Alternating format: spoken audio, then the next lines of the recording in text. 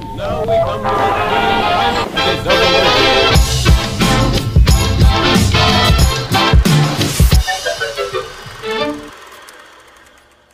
Gawa tayo ng masarap na merienda.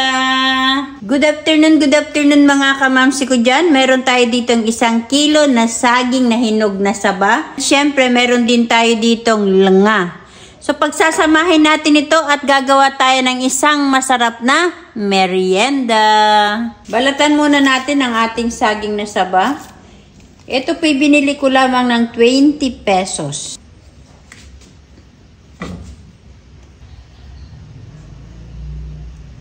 Then, saka natin hatiin. Isatasag muna natin.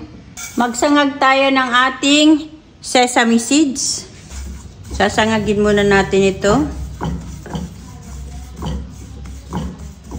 So, okay na ito mga kamamsi. Isatasag muna natin at titimplahin natin yung ating pinaka-mixture. 1 cup of all-purpose flour. Then, lagyan natin siya ng tubig. Mix natin.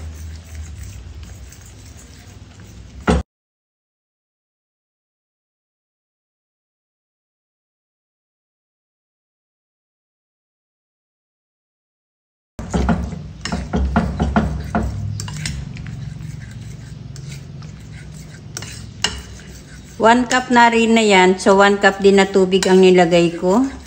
Then, i-mix lang natin mabuti. Then, lagyan natin siya ng tinoasted natin na linga. Depende na po sa inyo. Magtira kayo para pang toppings ninyo.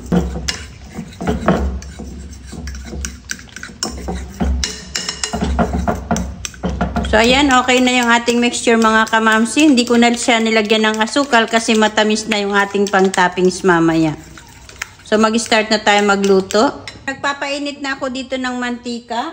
So, medyo mainit na yung ating oil. So, magprito na tayo. Huwag nyo masyadong pakainitan para hindi ka agad-agad masunog. And then, i-medium heat nyo lang yung inyong apoy. Tutubog nyo lang dito yung inyong saging.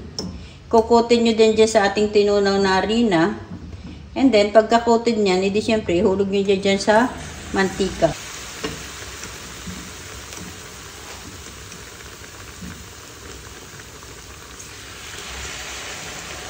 Hintayin lang natin siya medyo mag-golden brown.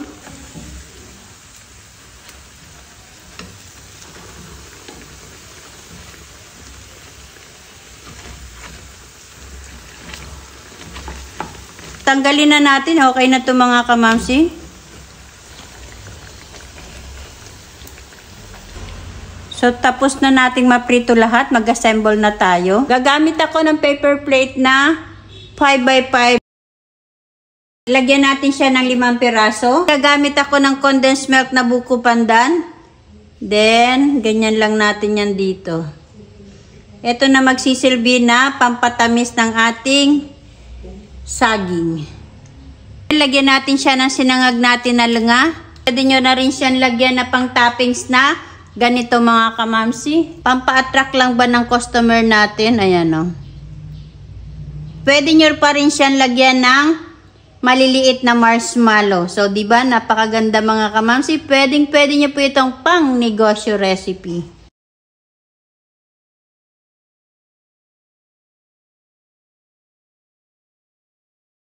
Ito na mga kamamsi ang ating piniritong saging na pinalevel up.